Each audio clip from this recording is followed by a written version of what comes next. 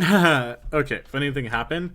I literally just recorded this. I literally just streamed this video to my Twitch instead of recording it, and I had to redo it. So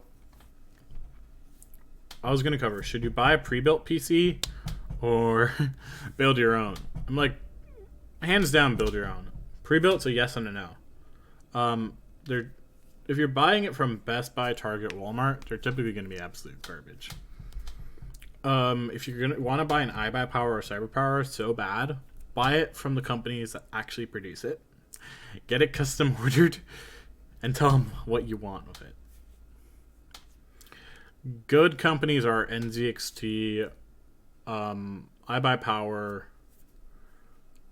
CyberPower for custom ordered PCs. For as is, Oris, or MSI. Oh, another one I forgot under custom is Origin PC. They actually have a really good system for ordering custom PCs. Now, here's the thing I want to tell you guys.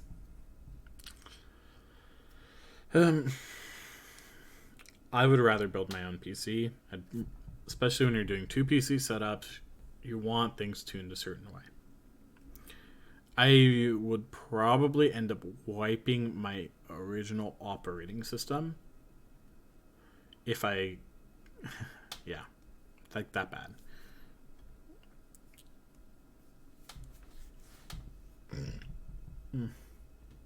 Because I don't want to keep garbage on it. So that's my thing. And I want to be able to RAID configure in the BIOS, since that's the only way I know it'll be reliable, since Windows RAID configuration is not reliable by nature. I'm constantly fixing my hair with a comb. I have a really bad cold. I sometimes pass out from my cold. I feel absolutely miserable, and I'm still doing these YouTube videos for you guys.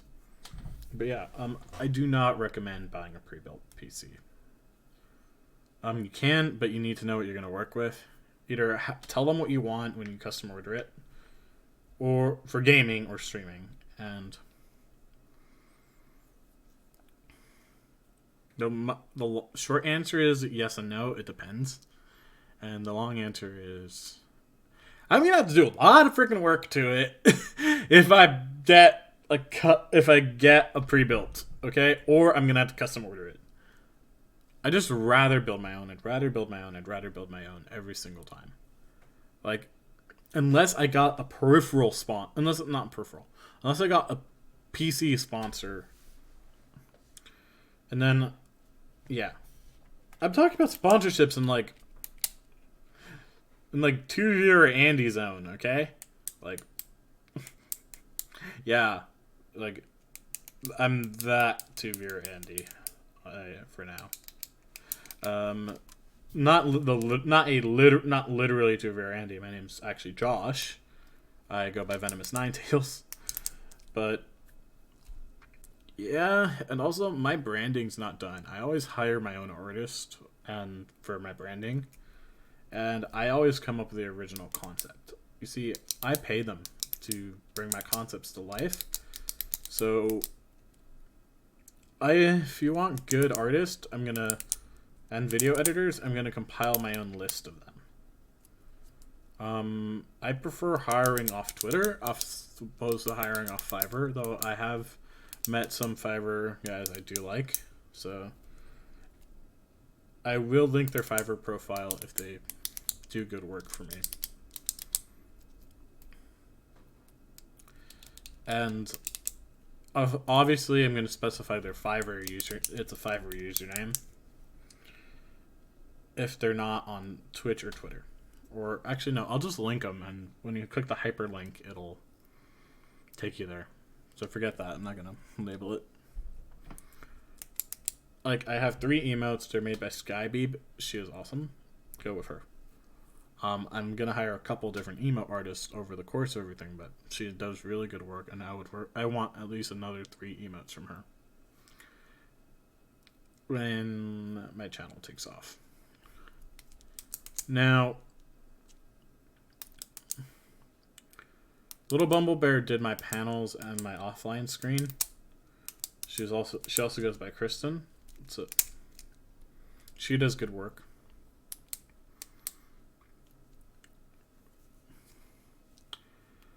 And also,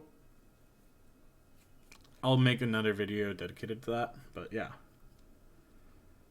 I'm trying really hard not to drift into other topics with this, but should you buy a pre-built PC? It depends on processor, BIOS formatting.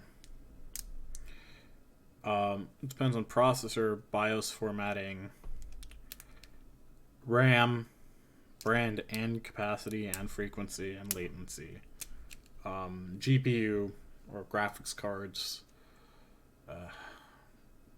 what kind of drives and capacity it uses.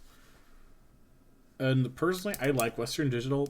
I got nothing against them. Their Western Digital blue drives sometimes come in really, really cheap. Kingston makes good drives. ADATA makes good drives. But yeah. Depends on the specs, depends how it's formatted, depends how they did the BIOS setup. One of the most important features on BIOS is, like, on gaming PCs is BIOS setups, and like nobody really does that. And also nobody really overclocks your RAM except to like at least factory recommended, because no one gives you a RAM water block. And they could see why you wouldn't want one, to be honest. The thing is, I'm going to look to liquid cool my entire PC with hardened tubing. And I want my PC to be frozen. There will be some soft tubing spots when it comes to, like, you know, the kind of coil tubing that you see on, like, AIO coolers.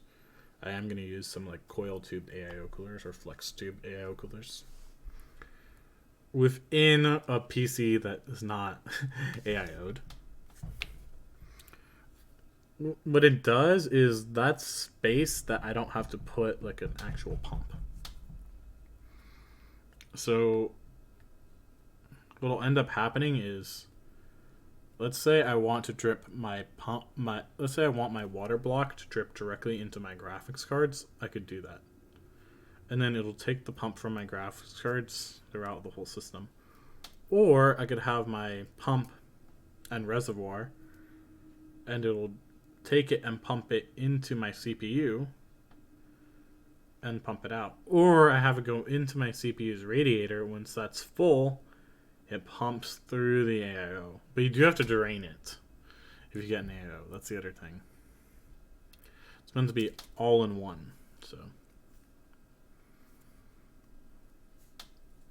yeah, I'm currently using a fan cooler. It runs pretty quietly, but I still find it obnoxious when it's like quiet in the background or when I'm not gaming. I could hear it. And I don't know why people like fan cooling. I personally find it obnoxious. Some people get really, really silent air cooled. I'm not that guy. Like, that's for like my power supplies, because you have to air cool a power supply. But yeah. Oh, power supply. It's another thing to consider when building a PC.